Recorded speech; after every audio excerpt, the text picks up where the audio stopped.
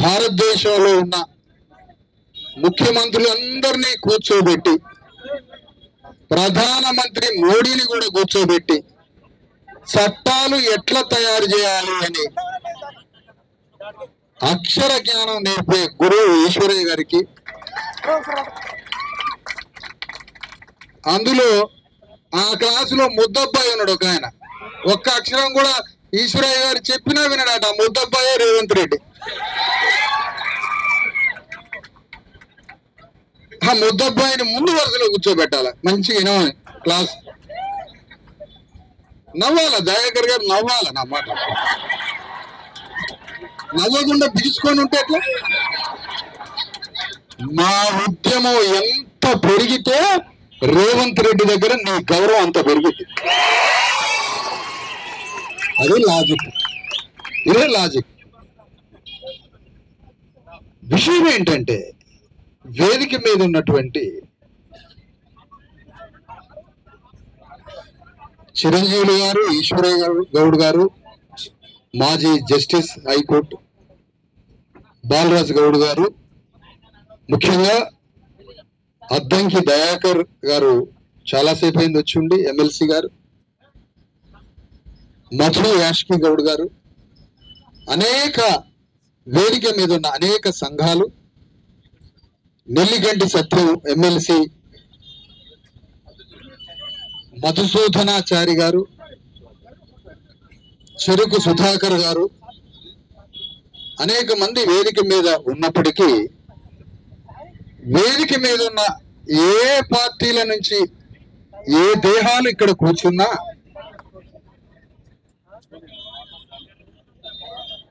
అద్దంకి దయాకర్ గారి ఆత్మని, మధు యాష్కి గౌడ్ గారి ఆత్మని, మధుసూదనాచారి గారి ఆత్మని, నెల్లికంటి సత్యం గారి ఆత్మల్ని ముద్దాడటానికే మేము ఇక్కడికి వచ్చాం.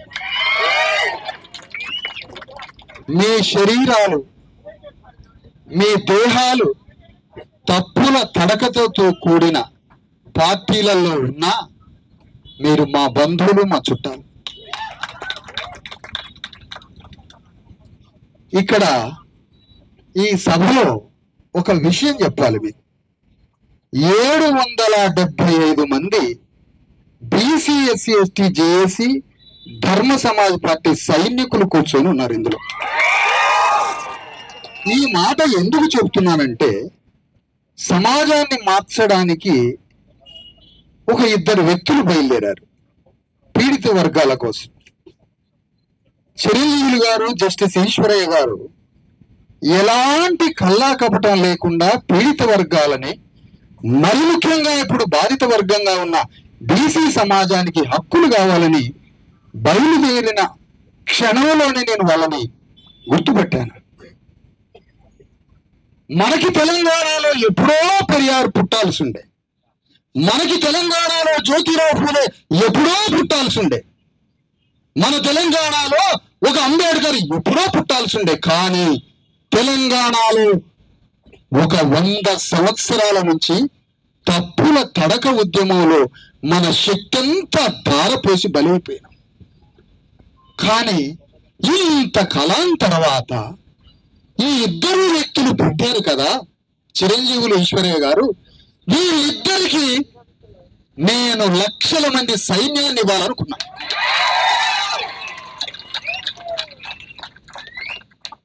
దశాబ్ద కాలంగా పనిచేస్తున్న సైన్యాన్ని వీళ్ళకి తోడు చేస్తే ఇవాళ బీసీల 42% కావచ్చు, రేపు ఎస్సీల 20% కావచ్చు, ఎస్టీలకి 10% కావచ్చు, పేద ముస్లింలు బీసీలకి 60% రిజర్వేషన్లు, మొత్తం 90% రిజర్వేషన్ల ప్రపంచంలోనే అతిపెద్ద ఉద్యమాన్ని తెలంగాణలో నడపచ్చు అని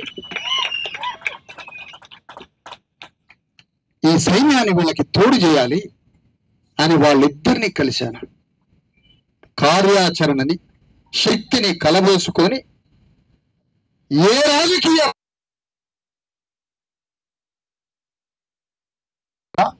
స్వధర్మంతో, స్వశక్తితో, సొంత ఆలోచనతో ఈ ఉద్యమాన్ని ఆత్మగౌరవ వెన్నెముకతో నడిపించాలని ఈ సమావేశం ధర్నా నిర్వహించాల్సి.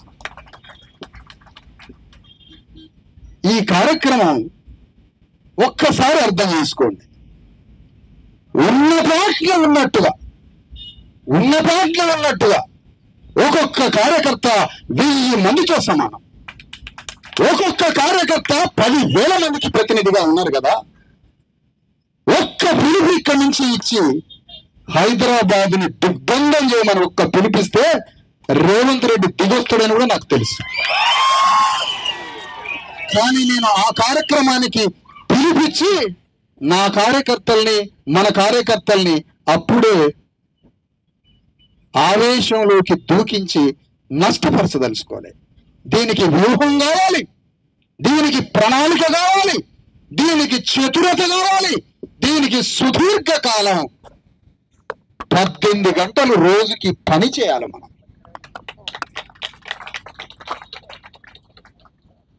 నిన్న నేను పృథ్వీతోటి విఠల్తో మాట్లాడిన. ఎందుకు చెప్తున్నానంటే ఈ మాటలు, పృథ్వీ విఠల్లు సమాజంలో ఎక్కడ కన్నీళ్ళు వస్తే, ఎక్కడ కష్టం వస్తే అడిగిపో వాళ్తారు. నేనేం చెప్పానంటే, కష్టాలే రాని కన్నీళ్ళే రాని ఒక ఉద్యమం ఉంది, దానికి వస్తారా మీరిద్దరన్నా? ఇక కష్టాలు కన్నీళ్లు రాని మన రాజ్యాన్ని అధికారాన్ని సంపాదించి తెలంగాణ గడ్డని పరిపాలించడానికి మీరు ఆ ఉద్యమంలోకి వస్తే మన ప్రయాణం మొదలు పెడదామని తీసుకొచ్చాం. ఇక్కడ ఇద్దరు ఉపన్యాసకులు ఏం మాట్లాడారంటే, ఇదంతా అవసరం మనకి. 4 పార్టీల దిమ్మల్ని బద్దలు కొడదాం, 4 పార్టీలని ధ్వంసం చేద్దాం, రేపే గ్రామాలలో అని పిలుపులాగా మాట్లాడటం జరిగింది. కానీ నేనంటున్నా, 4 పార్టీల వ్యవస్థ వేల సంవత్సరాల బలమైన వ్యవస్థ. వాళ్ళు 4 పార్టీలని దిమ్మగూలగొట్టి నీ పార్టీ జెండాని లేక నీ ఉద్యమ జెండాని ఎగరేయాలంటే ఆ గ్రామంలో ఆ అగ్రవర్ణాలకి అభిముఖంగా నిలబడే నాయకుడిని మనం తయారు చేసినామా? చేయలే. ఎవరి మీదకి ఉసుగొలుపుదాం, ఎవరి మీదకి ఎగదవుతాం? ఆ ఎగవేయడం వల్లనే 70 ఏళ్ల నుంచి ఒక పార్టీ మీదకి మనల్ని ఎగవేయబట్టే మన అయ్యలు తాతలు అన్నలు అందరూ చచ్చిపోయి ఇప్పుడు మిగిలినాం మనం. ఇది జరిగింది. పీపుల్స్ వార్ నుంచి బయటికి వచ్చి రాజ్యాంగం పట్టుకున్న మల్లోజుల ఇప్పటికీ క్షమాపణ చెప్పలే. నా వల్లనే వేలాది మంది చనిపోయారు అని. ఎందుకు క్షమాపణ చెప్పలే? నువ్వు మొన్న లొంగిపోయినవా? అసలు 35 ఏళ్ల క్రితమే లొంగిపోయి లోపలికి పోయి మొత్తం పీపుల్స్ వార్ లో బీసీఎస్ ఎస్టీలు చంపించినవా? ఫడ్నవీస్ శర్మతో మల్లోజుల శర్మ కలిసిండు. ఎందుకు ఈ మాట అంటుందంటే, మన ఉద్యమంలో ఒక్క నెత్తురు చుక్క పడకుండా తెలంగాణలో బీసీలకి 42% చట్టాన్ని సాధించాలి మనం. ఇక దారి వచ్చింది, ఇక చనిపోయింది చాలు, బలైపోయింది చాలు. అంబేద్కర్ తన రాజ్యాంగం గురించి ఒక నెత్తురు చుక్క పడకుండా, ఒక హింస జరగకుండా భారతదేశంలో సామాజిక ఆర్థిక రాజకీయ విప్లవాన్ని సృష్టించేదే నా రాజ్యాంగం అని చెప్పాడు అంబేద్కర్. ఇక నెత్తురు పారొద్దు తెలంగాణలో అయ్యా. మన అయ్యలు పారించిన నెత్తురు చాలుగా. అందరినీ చంపుకున్నాం మన అయ్యల్ని. ఆవేశంతో, నీతితో, న్యాయంతో. ఎక్కడ అన్యాయం జరిగితే తట్టుకోలేక అన్ని పార్టీల నినాదాల్లోకి పోయి అందరం చచ్చిపోయినాం. ఇక వద్దు, శాంతియుతంగా అంబేద్కర్ తాత్విక జ్ఞానంతో, ఫూలే ఆలోచనతో, కాన్షీరం చతురతతో ఉద్యమాన్ని మొదలు పెడదాం, జ్ఞానంతో మొదలు పెడదాం. ఇక్కడ ఒక అతిపెద్ద కార్యక్రమం జరగబోతుంది. చాలా జాగ్రత్తగా ఆలోచించాలి. తెలంగాణ గడ్డ మీద ఉన్న 2.5 కోట్ల మంది బీసీల యొక్క ఉద్యోగాన్ని, ఎమోషన్స్ ని, వాళ్ళలో ఉన్న అత్యంత కసి ఏదైతే ఉందో 9th షెడ్యూల్ మీద వాళ్ళకి శాశ్వత చట్టం కావాలి అనే 2.5 కోట్ల మంది బీసీల ఉద్యోగాన్ని బీజేపీ పార్టీ మీదికి ఎగదోస్తే ఎట్లుంటది అని రేవంత్ రెడ్డి ఆలోచిస్తున్నాడు. ఎంత భయంకరమైన వ్యూహం, ఎంత భయంకరమైన వ్యూహం! నీవు 9th షెడ్యూల్ కోసం యుద్ధం చేయకుండా, నీవు 9th షెడ్యూల్ కోసం పోరాటం చేయకుండా, నువ్వు 9th షెడ్యూల్ కోసం నీ చావో రేవో తెగబడి యుద్ధం చేయకుండా తెలంగాణలో ఉన్న 2.5 కోట్ల మంది బీసీలని ఎగదోస్తే బీజేపీ మీదకి, ఆ ఎగదోసే ఉచ్చులో మనం పడి ఢిల్లీ శీతాకాల సమావేశాలకి ఢిల్లీ పోయి ఆ సలిలో చికెన్ మటన్ తిని సలికోట్లు కొనుక్కొని వస్తే మనమంతా, ఇది కాదు పద్ధతి, కార్యక్రమం ఇది కాదు. ప్రధానమంత్రి మోడీ మీద యుద్ధం చేయమని, ప్రధానమంత్రి మోడీ మీద రేవంత్ రెడ్డి యుద్ధం చేయాలని, రేవంత్ రెడ్డి మీద మనం యుద్ధం చేయాల. ఇది కార్యక్రమం,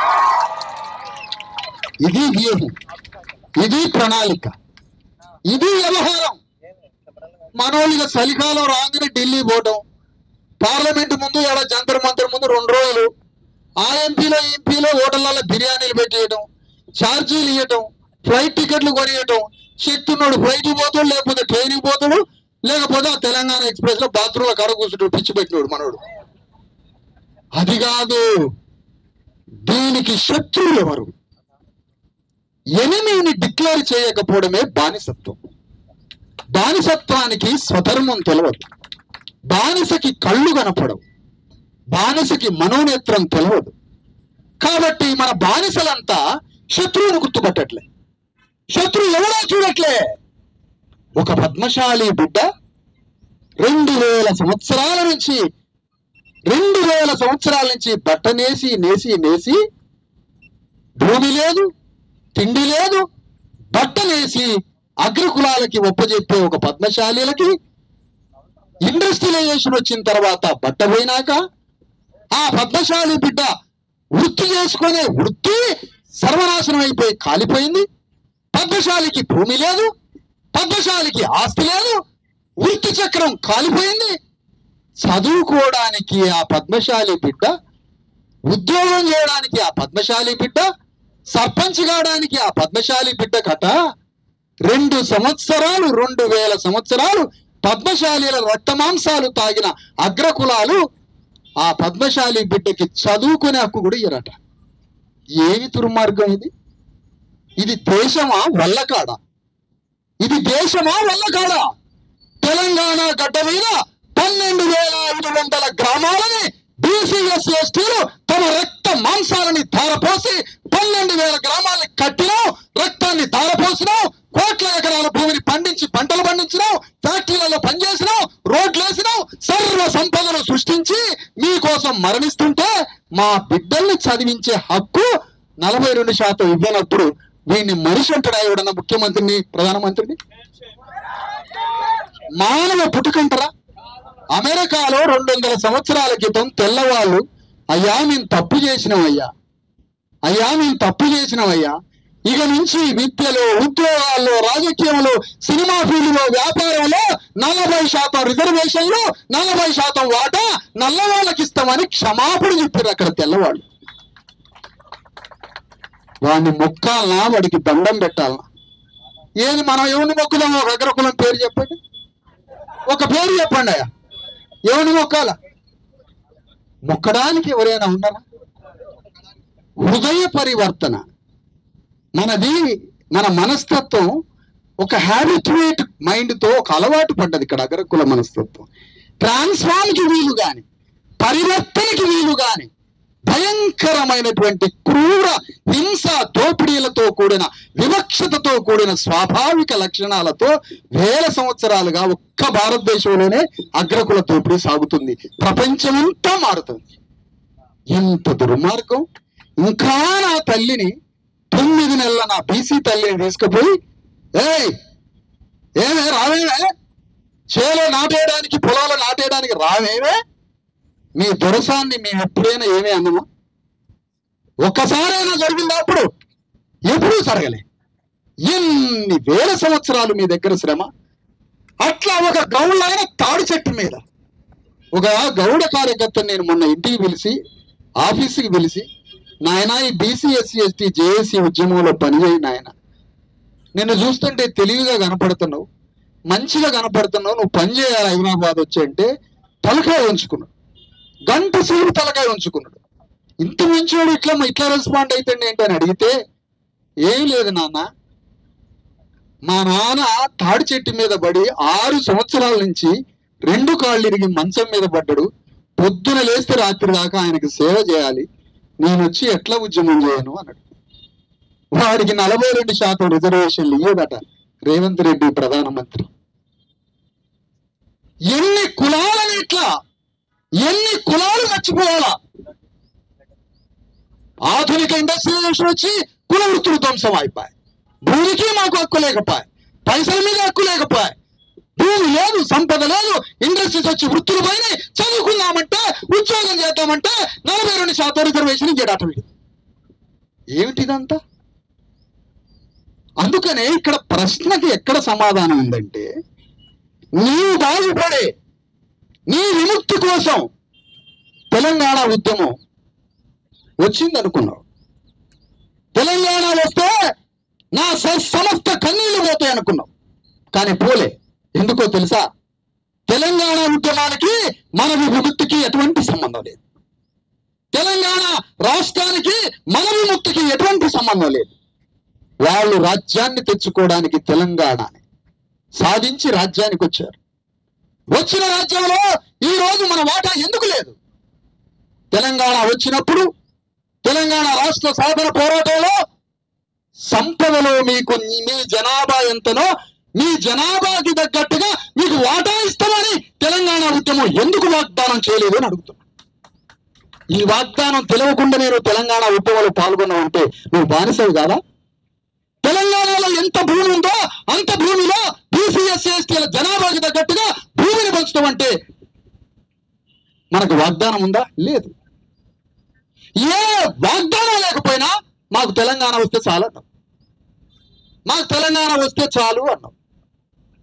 మరి నేను అంటున్నా, ఆ రోజు కాంగ్రెస్ పార్టీ మన్మోహన్ సింగ్, సోనియా గాంధీ, కేసీఆర్ని తెలంగాణ కోసం పోరాడా జానారెడ్డిని వాళ్ళిద్దరిని పిలిచి, నేను తెలంగాణ ఇస్తా గానీ ఆ తెలంగాణ రాష్ట్రంలో వెలమారెడ్డి ఎప్పుడు నాయకత్వం వహించొద్దు అని సోనియా గాంధీ, మన్మోహన్ సింగ్ చెప్పినట్టయితే వీళ్ళిద్దరు తెలంగాణ ఒప్పుకునేటోళ్ళ? మరి నీకెందుకు తెలంగాణ? మరి నీకు రాజ్యం లేకపోయినా తెలంగాణ కావాలా? వారికి రాజ్యం లేకపోతే తెలంగాణ వద్దు. ఎంత మోసం, ఎంత మోసం, ఎంత మోసం. కాన్షీరామ్ వచ్చి మీకు రాజ్యాన్ని ఒప్పు చెబుతా అంటే, కాన్షీరామ్ వచ్చి బీసీ ఎస్సీ ఎస్టీలకు రాజ్యాన్ని ఒప్పు చెబుతా అంటే అందులో కోదండరామిరెడ్డి ఎందుకు పాల్గొనలే? ఎందుకంటే రాజ్యం మనకొస్తుంది కాబట్టి. కాన్షీరామ్ వచ్చి బీసీ ఎస్సీ ఎస్టీలకు రాజ్యం అంటే కేసీఆర్ ఎందుకు పాల్గొనలే? రాజ్యం మనకొస్తుంది కాబట్టి. దేశపతి శ్రీనివాస్ ఎందుకు పాల్గొనలే? రాజ్యం మనకొస్తుంది కాబట్టి. మండల్ కమిషన్ ఉద్యమం నడిపిస్తే, మండల్ కమిషన్ ఉద్యమం వస్తే మన బతుకులన్నీ మారతాయి. ఆ మండల్ కమిషన్ ఉద్యమంలో కిషన్ రెడ్డి ఎందుకు పాల్గొనలే? రేవంత్ రెడ్డి ఎందుకు పాల్గొనలే? కేసీఆర్ ఎందుకు పాల్గొనలే? ఇప్పుడు కనిపిస్తున్న తెలంగాణ ఉద్యమకారులు ఎవరు ఎందుకు పాల్గొనలే? ఎంత ఘోరం, ఎంత ఘోరం, ఎంత మోసం. స్వధర్మం తెలియవద్దు. పీపుల్స్ వారు మావోయిస్ట్ పార్టీ వాళ్ళట జ్యోతిరావు ఫూలే పుస్తకం, అంబేద్కర్ పుస్తకం పట్టుకొని తిరిగిందట ఒక కార్యకర్త పీపుల్స్ వారిలో. వాడిని 6 రోజులు సస్పెండ్ చేసిండట. కులాలు తీయొద్దు, ఇక్కడ పీపుల్స్ వార్ పార్టీలో కులాలు తీయొద్దు అన్నాడు.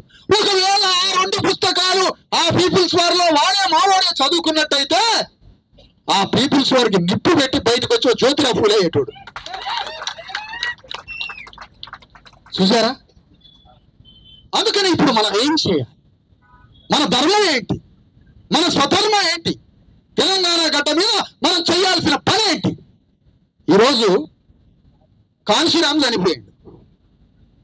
కాన్షీరామ్ నినాదం ఎత్తుకోవడానికి దేశంలో మనిషి లేడు. వెంటనే కాన్షీరామ్ నినాదాన్ని ఒక అందమైన, ఎంతో అందమైన, అమాయకంగా అందంగా కనిపించే, చూస్తేనే వాటేసుకొని ముద్దు పెట్టుకోవాలనుకునే రాహుల్ గాంధీ కాన్షీరామ్ నినాదం ఎత్తుకున్నాడు.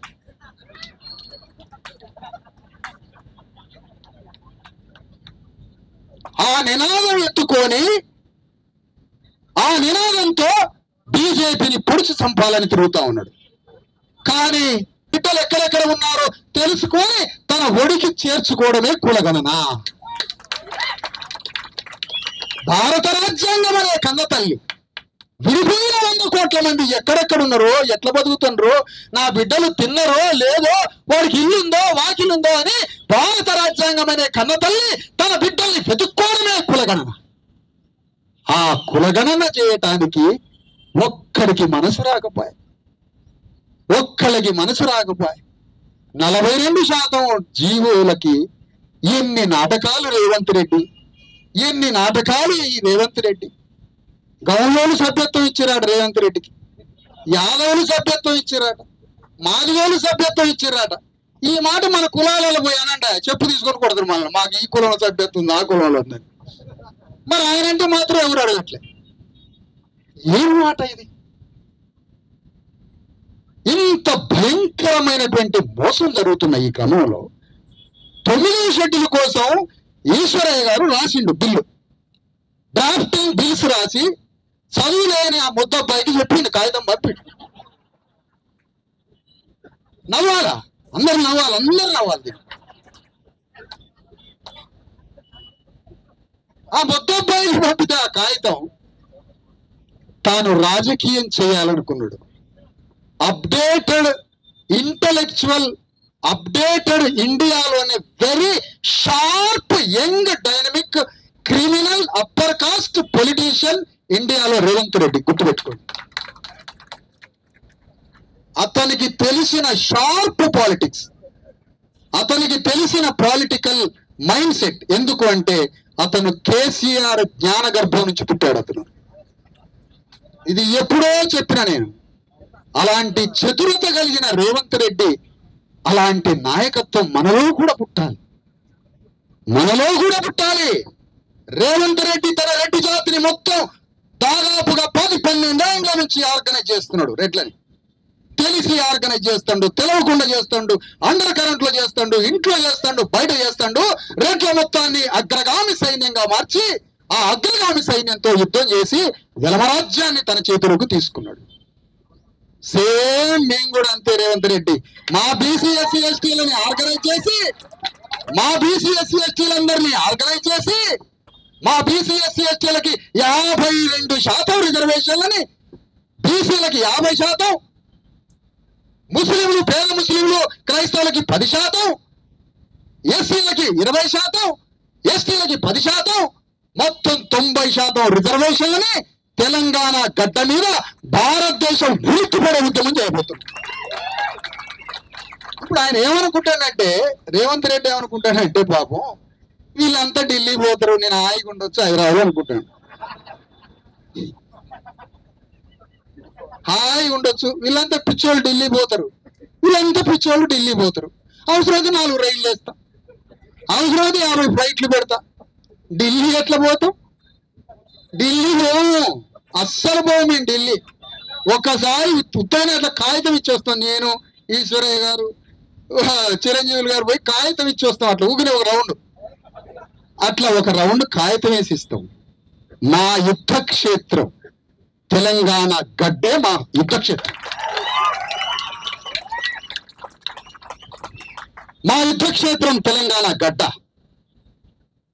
బాగా గమనించండి మిత్రులారా, ఆంధ్ర నుంచి తెలంగాణ విడిపోయిన తర్వాత ఆంధ్ర అగ్రవర్ణ వ్యాపారస్తుల పెట్టుబడిదారుల నుంచి ₹1 వల్ల రికవరీ చేసిండ కేసీఆర్. రాజ్యాన్ని దింపిన రేవంత్ రెడ్డి ₹1 కేసీఆర్ సామ్రాజ్యం నుంచి రికవరీ చేసిండా? ఆ ఇద్దరి నుంచి రికవరీ చేసేది మన రాజ్యమే. ఎందుకంటే మనది విప్లవం, మనది రెవల్యూషన్.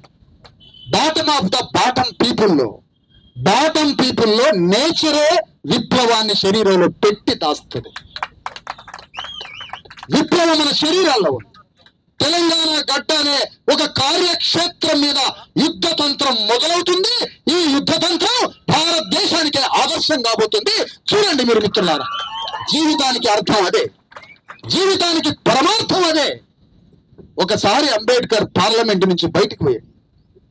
బీసీల రిజర్వేషన్ల కోసం రాజీనామా చేసి బయటకు వచ్చి చెమర్చిన కళ్ళతో నా గురువు జ్యోతిరావు ఫూలే తన జీవితంలో సగభాగం అంటరాని దళితులైన ఎస్సీల కోసం తన జీవితం అంతా తపన పడ్డాడు జ్యోతిరావు ఫూలే.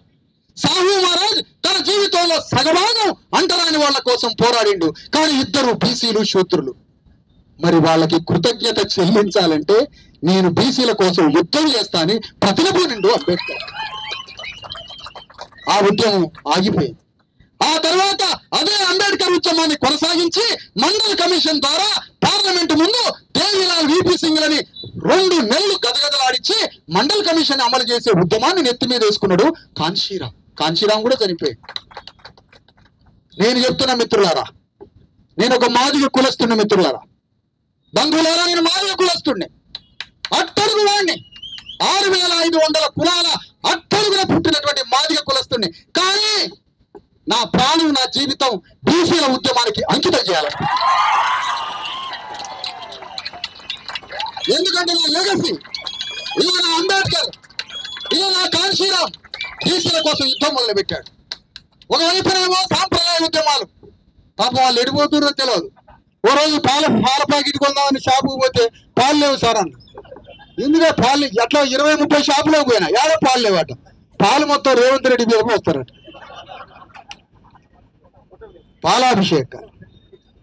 పాలాభిషేకాలు కాదు, విషాభిషేకం చేస్తాం మీ మీద. పాలామృతం ఎందుకు పోయాలి? ఎందుకంటే పాపం రేవంత్ రెడ్డి కూడా రెడ్డి భూస్వామ్య పెట్టుబడిదారుల చట్టంలో ఇరుక్కున్న గవర్నమెంట్ అది. రెడ్ల కోసమే పుట్టినటువంటి రేవంత్ రెడ్డి తమ రెడ్డి రాజ్యాన్ని పునర్జీవింపజేసిండు. ఎందుకు పునర్జీవింపజేసిండు? సాంస్కృతికంగా వాళ్ళకి చరిత్ర తెలుసు.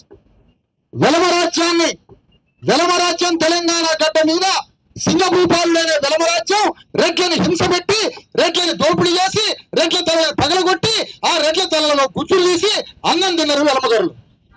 ఆ విషయాలన్నీ తెలుసుకున్నాడు రేవంత్ రెడ్డి.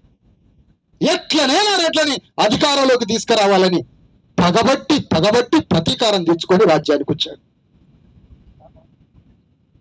మరి మనకి సాంస్కృతిక చరిత్ర ఉంది కదా, మనకి సాంస్కృతిక వారసత్వం ఉందని జ్యోతిరావు ఫూలే చెప్పిండు కదా. శూద్రులైన ప్రతి బీసీ ఎస్సీ ఎస్టీలంతా ఒకనాడు భారతదేశాన్ని పరిపాలించిన మహారాజులు అని చెప్పిండు జ్యోతిరావు ఫూలే.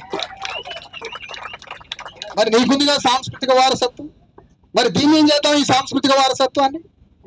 అందుకనే తెలంగాణ గడ్డ మీద మనం 12,500 గ్రామాలలో ఈరోజు బీసీ భావజాల వ్యాప్తి జరిగింది. కానీ ఆ వ్యాప్తిలో నుంచి యోధుడు ఎక్కడ ఉన్నాడో కనపడట్లే, నాయకుడు ఎక్కడున్నాడో కనపడట్లే, వీరుడు ఎక్కడున్నాడో కనపడట్లే. ఈ కనబడట్లేదన్న సంగతి బీజేపీ, కాంగ్రెస్, బీఆర్ఎస్ గ్రహించింది. ఆ ఖాళీ స్థలంలో మనోడిని పెడితే అని 3 పార్టీలు ఆ స్థలంలో పోయి నిలబడ్డాయి. అక్కడ పోయి మేమే బీసీలకు కూడా నాయకులు అయ్యా, బీసీ కూడా మేమే నాయకులు. మా కేసీఆర్ చూడరా సవరాల మీద ఆయన లాగలేడు. అట్లా ఏమన్నా ఉన్నావా? లేవు కదా. అని వాళ్ళంతా ఆ ఖాళీ స్థలంలో వచ్చి నిలబడతారు. వీరుడు లేని, యోధుడు లేని భావజాల వ్యాప్తి మాత్రమే జరిగితే పెను ప్రమాదం. ఇంకా చెప్పాలంటే చైతన్యమే పెను ప్రమాదం. ఎందుకు? నాయకత్వం లేని చైతన్యాన్ని శత్రువు మింగేస్తాడు. నాయకత్వం లేని చైతన్యాన్ని శత్రువు మింగనన్న మింగుతాడు, లేదంటే దాడన్న చేస్తాడు. దాడికి లొంగుతాడా, లేకపోతే దాడికి లొంగకపోతే కొనుక్కపోవాలా? శత్రువే మన దాంట్లోకి వచ్చి మనలాగా ప్రవర్తిస్తాడు. కానీ మనం తెలుసుకోవాల్సింది ఏంటంటే చైతన్యం భావజాల వ్యాప్తి చేస్తే సరిపోదు. 12,500 గ్రామాల్లో రెడ్డి వెలమ దొరలకి అభిముఖంగా బీసీ ఎస్సీ ఎస్టీ నాయకుల్ని అభిముఖంగా తయారు చేయాలి. అది మనం చేయాల్సిన పని. ఆ పని చేయడానికే శిక్షణా తరగతులు మొదలవుతున్నాయి. చిరంజీవి గారు లెక్కలు తీసిండు, నేను బొక్కలు లెక్క పెడదాం అనుకుంటాను ఒక్కొక్కరి. ఈశ్వరయ్య గారు, చిరంజీవి గారు శిక్షణా తరగతులు ఇవ్వాలి. శిక్షణా తరగతులు తెలంగాణ ఉద్యమంలో 20 లక్షల మందికి శిక్షణా తరగతులు. వారికి శత్రువు ఆంధ్రుడు కనపడాడు. వాడు ఆడ దోపిడీ చేయండి ఎప్పుడో మాకు కనపడలేదు. నక్సలైట్లు కమ్యూనిస్టులు శిక్షణా తరగతులు ఇచ్చారు. వాళ్ళు చెప్పిన సామ్రాజ్యవాద దోపిడీ ఎక్కడో కనపడలే. కానీ ఇప్పుడు ఈశ్వరయ్య గారు, చిరంజీవులు గారు నేను ఇచ్చే శిక్షణా తరగతిలో దొంగ శత్రువు మన ఊర్లోనే ఉన్న దొరలా అని చెప్పబోతున్నాం. అతను తప్ప శత్రువు అందరినీ చూపించింది. కానీ దోపిడీదారుడు అతనే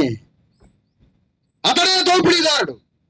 అందుకనే తెలంగాణ గడ్డ మీద 9th షెడ్యూల్ అనే ఒక పార్లమెంటులో తల్లి గర్భం లాంటి రక్షణ కవచం అది.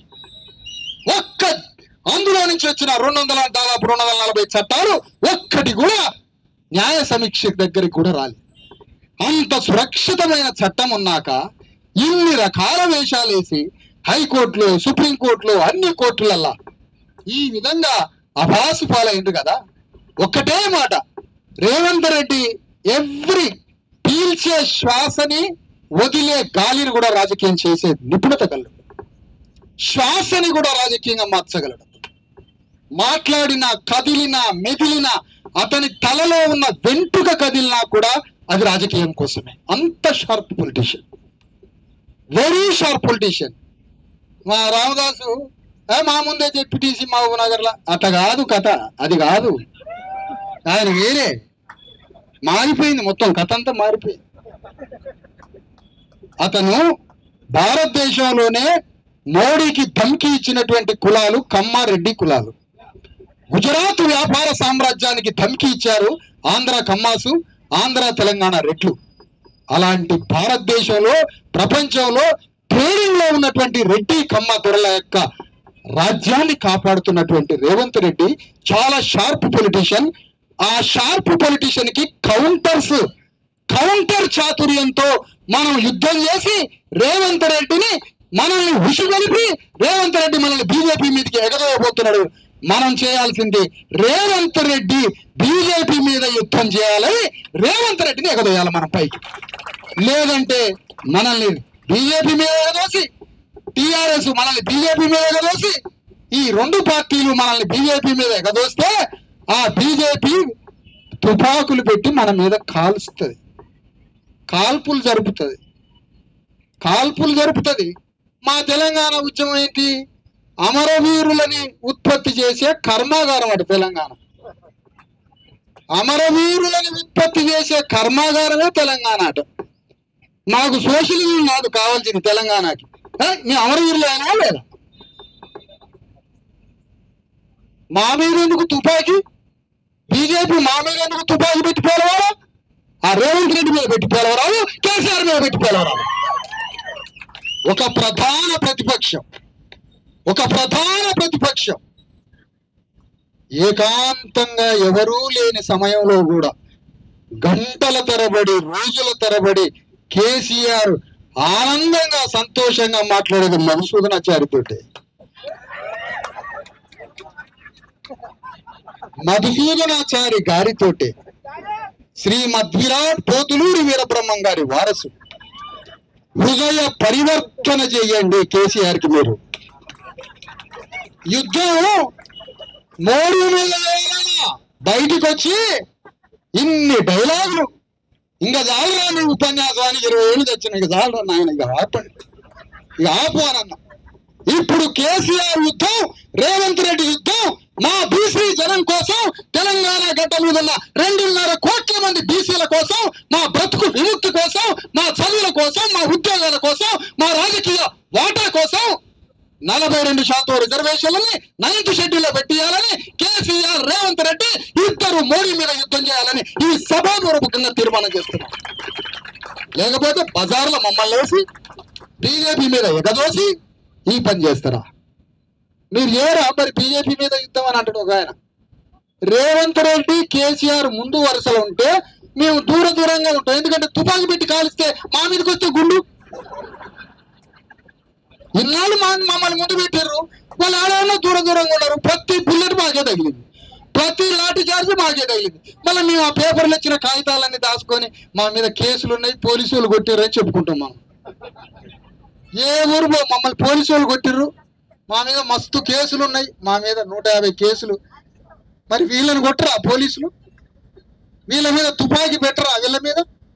అందుకనే రెడ్డి వెలమదొరలు అగ్రగామి సైన్యంగా నిలబడాలి. ఎందుకు? నీ రాజకీయాలని బ్రతికించినం కాబట్టి, నీ రాజ్యాన్ని బతికించిన బానిసలం కాబట్టి. మీకు స్నానం చేయటం కూడా రాదు, మీకు వంట చేయటం రాదు, మీ కొంపలో బట్టలు వేసుకోవడం రాదు, మీకు మానవత్వం తెలియదు, మీరు మాట్లాడే విధానం తెలియదు. ఎన్నికలు వచ్చాక, రాజ్యాంగం వచ్చాక ఈ భూస్వామ్య రెడ్డి వెలమదొరలు నవ్వు ముఖం పెట్టిర్రు. అప్పటిదాకా పులిలాగా మా వైపు చూసి మా అయ్యల్ని గజ గజ గజ గజ లాడిచ్చేటట్టు లంజ కూడా కానీ చెప్పు తీసుకొని కొట్టిండ్రా మమ్మల్ని మీరంతా. మేమందరం మీ దగ్గర చాకిరీ చేసిన బానిసలమే మా అయ్యలు, మా తాతలు, మా అన్నలు. మేమందరం మీ దగ్గర జీవితాలు చేసినాం ఎట్టి, మా తాతలు, మా ముత్తాతలు. వాళ్ళ ఆత్మల కోసం మేము యుద్ధం చేస్తాం, మా అయ్యల కోసం. ఇది 50% 42% కాడ ఆగేది కాదు. ఇది అగ్రకులాలు ఏమనుకుంటారంటే, వాళ్ళకున్న తెలివి మనం అర్థం చేసుకోవాలా. వీళ్ళు రిజర్వేషన్ కోసం ఉద్యమించి అది పెరిగి పెద్ద అయితే, అది 42 పోయితే నానా 40 పోయి రిజర్వేషన్ పోయి కులాలంతా ఒక్కటైతే అది రాజ్యాధికారం వైపు ప్రయాణం చేస్తారని వాళ్ళు మనల్ని కట్టడి చేయడానికి ప్రణాళిక గీశారు. అందుకనే ఇప్పుడు మీ అందరి మధ్యలో చెప్పేది ఏంటంటే, సాంప్రదాయ సంఘాలు తెలుసో తెలవకో ఎందుకో నువ్వు సంఘం పెట్టినావు, ఎట్లా పెట్టినావో ఎందుకు పెట్టినావో, స్కాలర్షిప్ సమాజ్ పార్టీ అదేదో తెలియదు మాకు. జీవోలు గీవోలు వద్దు మాకు, ఆ సంఘాలు కాదు మాకు. కళ్ళ ముందు భారతదేశంలో అన్ని రాష్ట్రాల్లో రాజ్యానికి వచ్చారు. మన తెలంగాణలో రాజ్యాధికారం అనేది కలగానే మిగిలిపోయింది. మాకు రాజ్యం వస్తే అదే ఎల్బీ స్టేడియంలో రేవంత్ రెడ్డి లాగా సంతకం పెట్టే అవకాశం వస్తే 2.5 కోట్ల మంది 3.5 కోట్ల మంది బీసీఎస్సీ తెలుగు భూమిని పనిచేస్తాం. ఆ వైపుగా పోవాలంటే మొదటగా జరగాల్సినటువంటి వ్యూహంలో మొదటి అడుగు ఏంటంటే, ఫస్ట్ మనం వేయాల్సిన అడుగు ఏమిటి, మనం చేయాల్సిన పోరాటం ఏంటి? తెలంగాణ గడ్డ మీద భావజాల వ్యాప్తి, అది మీడియాలోనో మరొక మాటలోనో మరొక రూపంలోనో తెలంగాణ గడ్డ మొత్తం వ్యాప్తి జరుగుతూ ఉంది. వ్యాప్తితో పాటుగా సైనికులు తయారు చేయాలి. సైనికులు తయారు చేయాలంటే అవగాహన కావాలి. అవగాహన కావాలంటే సత్యాన్ని చెప్పాలి. ఆ సత్యాన్ని చెప్పడానికి శిక్షణా తరగతులు ఏర్పాటు చేసి గ్రామం బీసీ ఎస్సీ ఎస్టీలు, మేము బీసీల చట్టం కోసం బీసీలమే పోరాటం అంటే కుదరదయ్యా. అసలు కెమిస్ట్రీ కుదరదు. సోషల్ కెమిస్ట్రీ అంటే గ్రామంలో మాలోళ్ళు, మాదిగోళ్ళు, బీసీలు, సాయిబులు అందరం ఒక్కటైతేనే బిర్యానీ కరెక్ట్గా వండుతాం. అది ఉండే పద్ధతి. నేను ఓన్లీ బీసీనే పాల్గొంటా అంటే రేపు ఎస్సీలకు 20% రిజర్వేషన్ల కోసం పోరాడబోతున్నాం. 15 నుంచి 20% రిజర్వేషన్ల కోసం పోరాడబోతున్నాం. ఎస్టీలకు 10%, మొత్తం కలిపితే 90%. బీసీల లక్ష్యం కోసం ఎస్సీలు ఉద్యమించాలి, ఎస్సీల లక్ష్యం కోసం బీసీలు ఉద్యమించాలి. ఇదే మన మహనీయులు నేర్పిన పాఠం. ఫిలిం ఇండస్ట్రీ ఉంది, హైదరాబాద్లో ఫిలిం ఇండస్ట్రీ ఉంది. ఆ ఇండస్ట్రీకి అమాంతం దిల్లు లేని ఆయన్ని పెట్టిండు. దానికి దిల్ లేని రాజుని పెట్టిండు. దానికి హృదయం లేదు ఆయనకి. ఎందుకు లేదు? ఆ యూసఫ్ కూడా అలా సాయంత్రం కేఫ్ల కాడ చూస్తే బీసీ ఎస్సీ ఎస్టీలు పిచ్చోళ్ళు అయి 4 కాగితాలు రాసుకొని తిరుగుతూ ఉంటారు డైరెక్టర్ అని. పాపం మనం ఎదురు పడితే ఏంద్రా నువ్వు డైరెక్టర్ అయినా అంటే, నేను ఇప్పుడు కర్ణాటకలో ఫిలిం తీస్తున్నా అంటాడు. కర్ణాటక కూడా అడిగితే నేను తెలంగాణలో ఫిలిం తీస్తున్నా అంటాడు. పాపం వాడు ఛాయ్ తాగడానికి పైసలు. ఎందుకు? మనం బీసీ ఎస్సీ ఎస్టీల ఉద్యమం రేపు తెలంగాణ గడ్డ మీద ఫిలిం ఇండస్ట్రీలో మా వాటా ఎంత, సినిమా పరిశ్రమలో మా వాటా ఎంత, కోట్ల మంది ప్రేక్షకులకు మేము ఒక్కొక్క సినిమాలో ఒక్క బీసీ ఎస్సీ ఎస్టీ కూడా అవకాశం ఎందుకు ఇవ్వట్లేదురా మీరు? ఎందుకు ఇవ్వట్లే? టీవీ 9 ఇంత వాదం వస్తుంది. టీవీ 9, టీవీ 5 మొత్తం మీడియా సంస్థలు ఈటీవీ అనగదులు మేము కనపడం. ఒక్క టీవీ కూడా మా భావజాల వ్యాప్తిని ఎందుకు ప్రచారం చేయట్లే? మేము ఒక్క నిర్ణయం, ఒక ప్రొడ్యూసర్ ఇప్పుడు సినిమా తీస్తున్నాడు 100 కోట్లు పెట్టి, మేము సినిమా చూడము తెలంగాణ బీసీ ఎస్సీ ఎస్టీలని ఒక్క నిర్ణయం తీసుకుంటే నిర్మాత పాయింట్ ఇప్పుడు దానికి ఉరి పెట్టుకొని సావాలి. మొత్తం మీడియా రంగంలో ఇక నుంచి చెప్తున్నా, మీడియాలో 90% 90% న్యూస్ మా వర్గాల న్యూస్ మీరు మీడియాలో చదవాలి, రాయాలి. మీడియాలో మా న్యూసే. మీడియాతో పాటుగా వ్యాపారాల్లో, కాంట్రాక్టుల్లో, సమస్తంలో జీవోలకు సంబంధం లేకుండా రేవంత్ రెడ్డికి దిల్లుంటే సమస్తం డిస్ట్రిబ్యూట్ చేయొచ్చు వితౌట్ జీవో. తెలుసా? న్యాయమూర్తులు లేరు, ఎమ్మెల్యేలు లేరు, కార్పొరేషన్ చైర్మన్లు లేరు.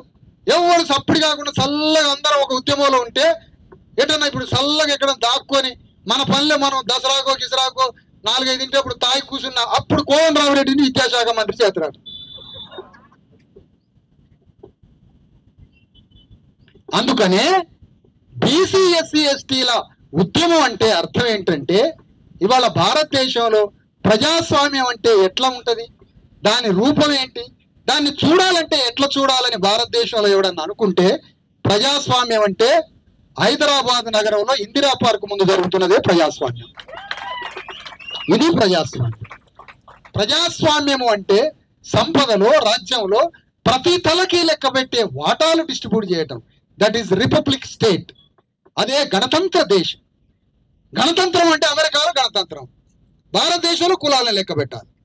అట్లా తెలంగాణ గడ్డ మీద బీసీలు, ఎస్సీలు, ఎస్టీలు ఒక్కటై ముందు అర్జెంటుగా రాజ్యాంగంలో ఎస్సీ ఎస్టీలకు వచ్చిన భద్రత బీసీలకి అలాంటి భద్రత లేదు కాబట్టి ఇమీడియట్ గా రాజ్యాంగ పరంగా ఎస్సీ ఎస్టీలకు వచ్చినంత భద్రత స్థాయిలో 9th షెడ్యూల్లో పెట్టి ఈ చట్టం బయటికి రావాలి. దీనికోసం మనం ఢిల్లీలో ఉన్న పార్లమెంట్ మీద యుద్ధం చేయడానికి రేవంత్ రెడ్డిని వాళ్ళ మీదకి పంపాలి. ఇక్కడ అందరూ ఇంకొక మాట చెప్తారు, మరి బీజేపీని మేమెందుకు వదులుతామయ్యా, మాది ఆగర్భ శత్రుత్వం మీకు మాకు, వారసత్వ ఎనిమి అన్నాడు డాక్టర్ అంబేద్కర్. మా ప్రజలకి యాన్సిస్టర్ ఎనిమి ఉన్నాడు అన్నాడు. నాకు 4 రోజులకి కూడా అర్థం కాలే ఆ పదం. ఇంగ్లీష్ లో కోవిదుడైన మధుసూదనాచారి గారు చెప్పాలి, యాన్సిస్టర్ ఎనిమి. బీసీ ఎస్సీ ఎస్టీలకి వారసత్వ శత్రువు ఉన్నాడట. ఆ వారసత్వ శత్రువే బీజేపీ పార్టీ. ఆ వారసత్వ శత్రువు అనే పార్టీ తోటి మనం యుద్ధం చేయాలి. అలాంటి యుద్ధం చేయడానికి ఎంతో తెలివిగా బీజేపీని, బీఆర్ఎస్ ని దాని మీదకి యుద్ధానికి పంపుతూ మనం కూడా బీజేపీ మీద యుద్ధం చేయాలి. వాళ్ళని పంపాలి, మనము యుద్ధం చేయాలి. 3 పార్టీలని బొందబెట్టే ఒక మహాకార్యాన్ని తెలంగాణ గడ్డ మీద 12,500 గ్రామాల్లో మనం నిర్మాణం చేసి అభిముఖంగా నాయకులు తయారు చేసి, ఆ నాయకులు తయారు చేసి భావజాల వ్యాప్తి చేసి తెలంగాణ మొత్తం రాష్ట్రం అంతా ఒక బస్సు రథం వేసుకొని తిరగబోతున్నాం. రేపు రథం జిల్లాలకు వస్తుంది. రథం మీ జిల్లాల దొరేవుడు మన బతుకేంటి, వ్యవహారం ఏంటి, మనవుడికి ఎట్లా అన్యాయం చేసిండో ఇవన్నీ చెప్తాం మేము. ఉత్తర చిరంజీవి గారి పుస్తకంలో ఎమ్మెల్యేలు అంతా అదొక్కటే కాదు, ఈ దొంగలు 100 సంవత్సరాల నుంచి ఎట్లా మోసం చేస్తున్నారో గ్రామాల లెక్కలు బొక్కలు బయటికి తీయాల్సిన అవసరం. దానికోసం బయలుదేరబోతున్నాం. మరి చిరంజీవి గారు కూడా తప్పు చేస్తాడా? మరి ఈశ్వరయ్య గారు కూడా లొంగిపోతాడా? మరి విశారదను కూడా లొంగిపోతాడా? అంటే నేను ఒకటే చెప్తున్నా, మీరు వచ్చేటప్పుడు ఎప్పుడైనా ఇక కడుపుల గొడ్డళ్ళు కొడవళ్ళు పట్టుకొని రండి.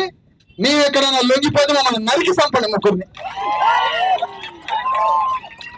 మా తలకాయలు కోసి, మా ముగ్గురు తలకాయలు కోసి, ఈశ్వరయ్య గారిని, నాది, చిరంజీవి ముగ్గురు తలకాయలు గొడ్డలు పెట్టి నరికి మీ దర్వాజలో కట్టుకోమని చెప్తున్నా ఈ సందర్భంగా.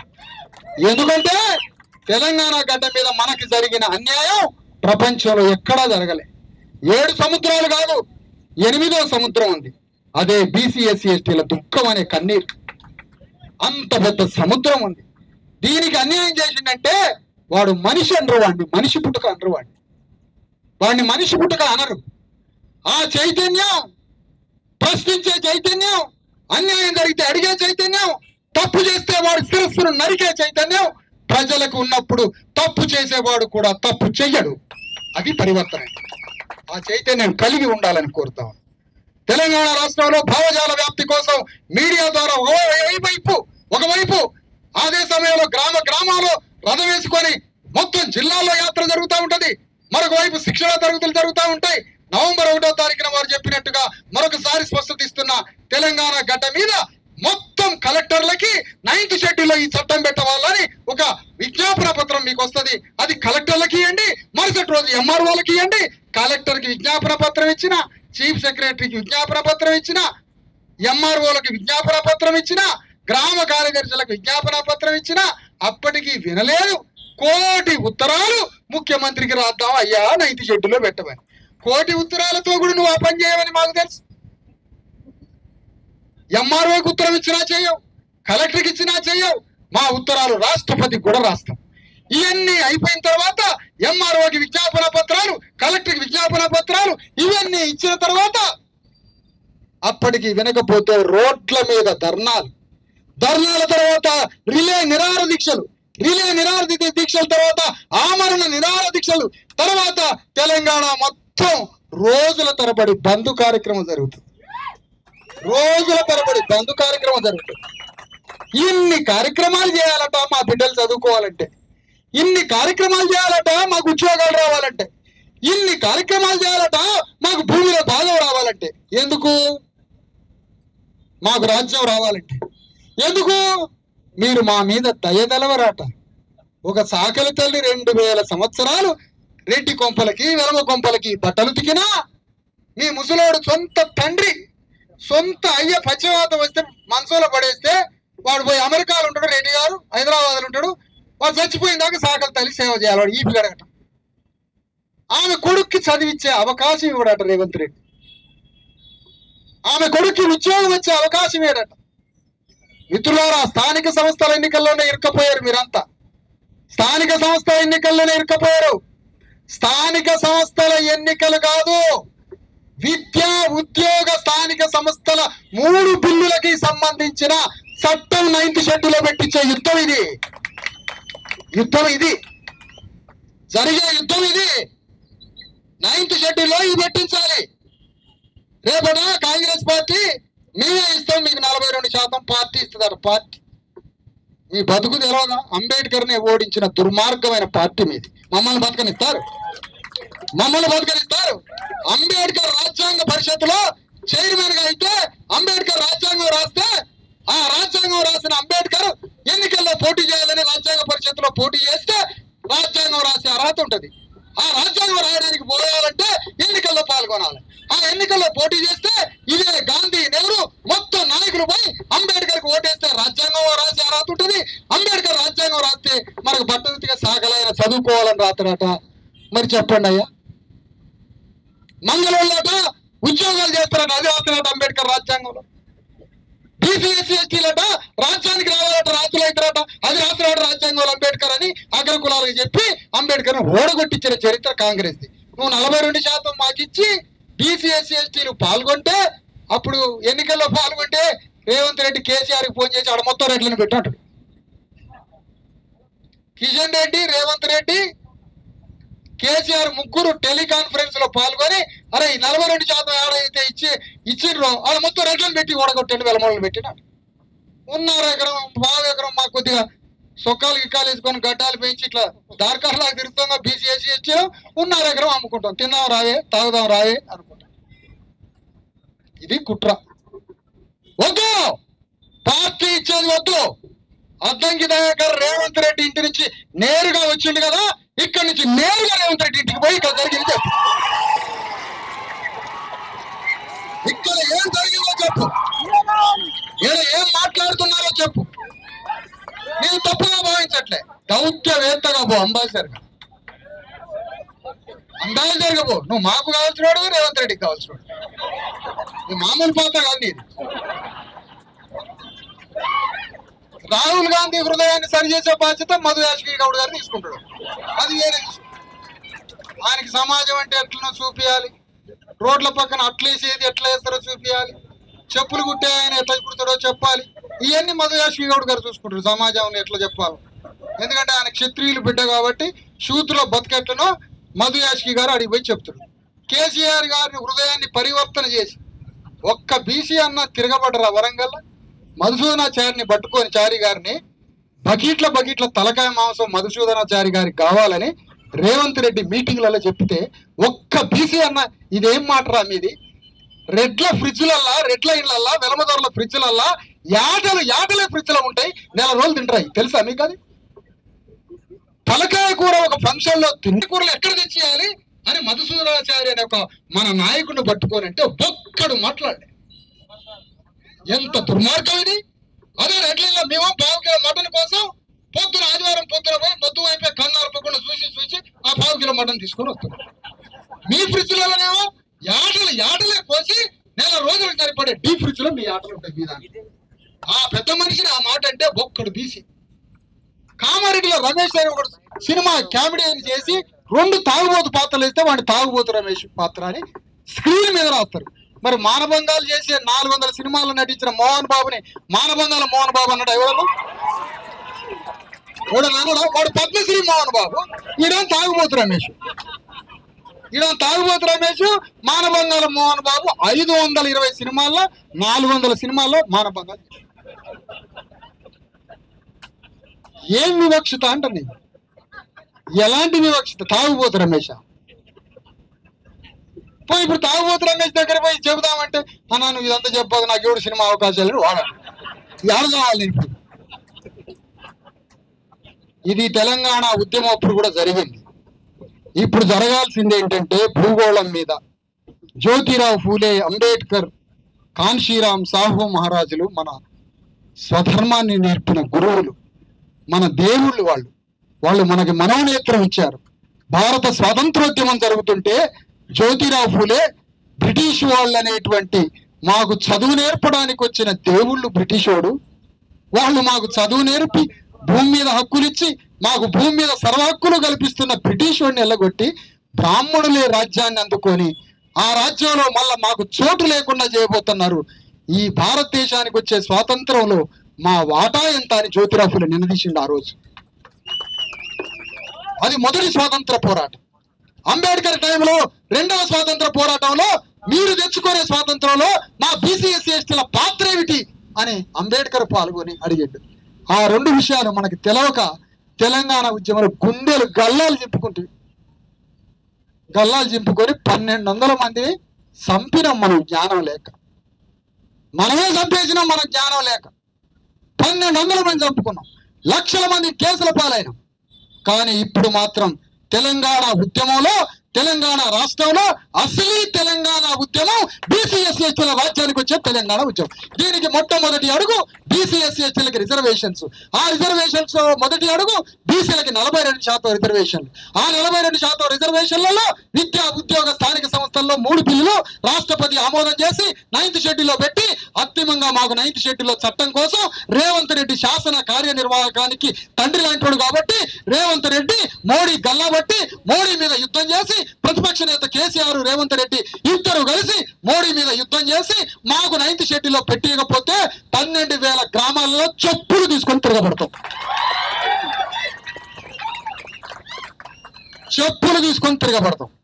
ఎందుకంటే చెప్పు చేసింది మీరే కాబట్టి దాని మీద హక్కు మాకేమో. గౌళ్ళ కత్తులు తీసుకొని తిరగబడతాం. గౌళ్ళ కత్తులు పాత కత్తులకి పని నేర్పుతాం. గౌళ్ళ కత్తులు తీసుకొని తిరగబడతాం. సంకలలో ఇంటికెళ్ళి తీసిన కత్తులోనే మంగళాయ కత్తులు తీసుకొని పడబడతాం. వాటితో బుద్ధి చెప్పగానే ఇట్లయింది వీళ్ళ వ్యవహారం. అట్లా మంగళోళ్ళు, సాగలోళ్ళు, గౌళ్ళోళ్ళు, యాదవులు, ముదిరాజులు, కురుమోళ్ళు, పద్మశాలీలు, విశ్వబ్రాహ్మణులు, సమస్త బీసీ ఎస్సీ ఎస్టీలు మొత్తం గ్రామాల్లో తిరుగుబాటు చేస్తే వాళ్ళు 3 వాట్సాప్ కాల్లో మాట్లాడుకుంటారు. మాకు తెలుసు. దానికి ఎట్లా కౌంటరో కూడా బుద్ధితో ఆలోచించండి, ఆవేశంతో ఆలోచించబాకండి. సాయంత్రం పూట 2 పెగ్గులు వేసుకునేది ఉంటే అది వేసుకోక ముందే వ్యూహం రచించి ప్రణాళిక రాసి తీర్మానం చేసి సంతకాలు పెట్టి తీర్మానం అంతా మంచిగా పెట్లు పెట్టి దాచినాక అప్పుడు 90 ml తాగండి. ముందే తాగిర్రు అనుకో తెలంగాణ ఉద్యమం చేయాలి మళ్ళీ.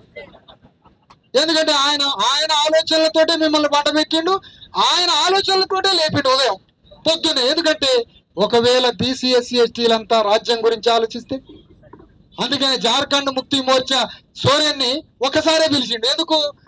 ఆయన రాష్ట్రాన్ని ఏర్పాటు చేసుకుంది గిరిజన రాజ్యాన్ని స్థాపించడానికి. గిరిజనులు రాజ్యానికి రావాలని ఒక రాష్ట్రాన్ని సపరేట్ గా మార్చి మార్వాడీలతో పెద్ద పెద్ద అగ్రకుల క్షత్రియులతో యుద్ధం చేసి ఆయన రాజ్యాన్ని తెచ్చుకున్నాడు. అదే శిబుస్వరన్ 10 సార్లు వచ్చిండు అనుకో, అమ్మా ఇక్కడ బీసీ ఎస్సీ ఎస్టీలు కూడా తెలంగాణ రాజ్యాన్ని తెచ్చుకుంటారని శిబుస్వరన్ ఒక్కసారికి ఆపారేసిండు అక్కడే. ఎంత తెలివి, ఎంత తెలివి. అందుకనే ఇప్పుడు మన పోరాటంలో మొదటి అడుగు 42% విద్యా ఉద్యోగ రాజకీయ రంగాల్లో 9th షెడ్యూల్లో పెట్టే చట్టం కోసం 12,000 గ్రామాల్లో పోరాటం మొదలు కావాలి. అగ్రకుల పార్టీలలో పనిచేసే మన బంధు చుట్టాలు ఎవరైతే ఉన్నారో వాళ్ళందరూ మీరు పరివర్తన చెందండి, మీరు హృదయ పరివర్తన చెందండి. మీ పార్టీలలో మీ నాయకుల మీద ఒత్తిడి తీసుకురండి. మీ పార్టీలలో మీ నాయకుల మీద ఒత్తిడి తీసుకొచ్చి ఇగో బయట అగ్నిలాగా మంట మండుతుంది, మీరు బయటకు వస్తే వాళ్ళు చెప్పులు తీసుకొని తరుముతారా అని చెప్పండి ఒకటో పార్టీలో. ఆ విధంగా ఈ పోరాటం మొదలుపెట్టి ఆ పోరాటం తర్వాత అది క్రమేణా బీసీల రిజర్వేషన్స్, ఎస్సీ ఎస్టీల రిజర్వేషన్స్, రేపు త్వరలో జాతీయ కులగణన జరగబోతుంది.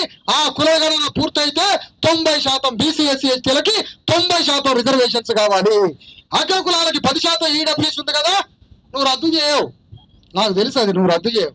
కానీ మేము ఏం చేస్తామంటే 90% రిజర్వేషన్లని 90% మాకు ఉంచండి, 10% రిజర్వేషన్లలో 10 అగ్రకులాల శాతాన్ని బంధించి పారితే నువ్వు బయటికి రావద్దు, నువ్వు మా దాంట్లోకి రావద్దు, మేము నీ దాంట్లోకి రావు, ఎవరి జాగా అంటే.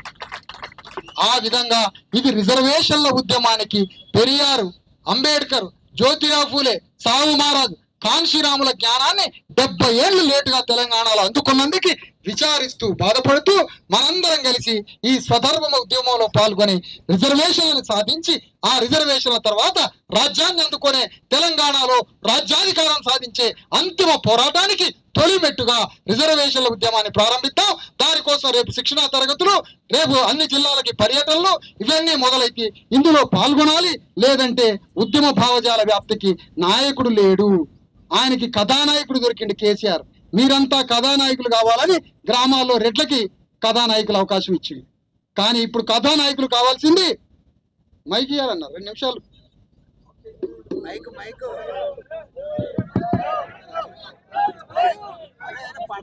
కథానాయకుడు ఆ రోజు కథానాయకులు కావాలన్నాడు, గ్రామానికి కథానాయకుడు కావాలన్నాడు కేసీఆర్. కథానాయకుడు అంటే కథానాయకుడు రెడ్లకే ఇచ్చిండు కథానాయకుడు పాత్ర. కానీ ఇప్పుడు మనం కథానాయకులు బీసీ ఎస్సీ ఎస్టీలు కథానాయకులు కావాలి 12,000 గ్రామాలు. ఆ కథానాయకులు సృష్టించడానికి మన ఉద్యమం బయలుదేరబోతుంది. కలెక్టరేట్లకి, ఎంఆర్ఓలకి, విలేజ్ సెక్రటరీలకి రిప్రజెంటేషన్లు, ఆ తర్వాత నిరాహార దీక్షలు, రిలే దీక్షలు, ఆమరణ దీక్షలు, ఆ తర్వాత తెలంగాణ మొత్తం అతి భారీ పోరాటానికి ప్రణాళిక వ్యూహం అన్ని రచించి మీకు అన్ని సర్క్యులర్ రూపంలో వస్తాయి. అవి మొత్తం చిరంజీవులు గారు, ఈశ్వరయ్య గారు, బాలరాజు గౌడ్ అన్న, వేదిక మీద ఉన్న అనేక మంది పెద్దలు, నాయకులు, ఇందులో అంతర్భాగం కావాలనుకునే అనేక మంది నాయకులకి 1,00,000 మంది నాయకులకు చోటు ఉంది, రండి లోపలికి.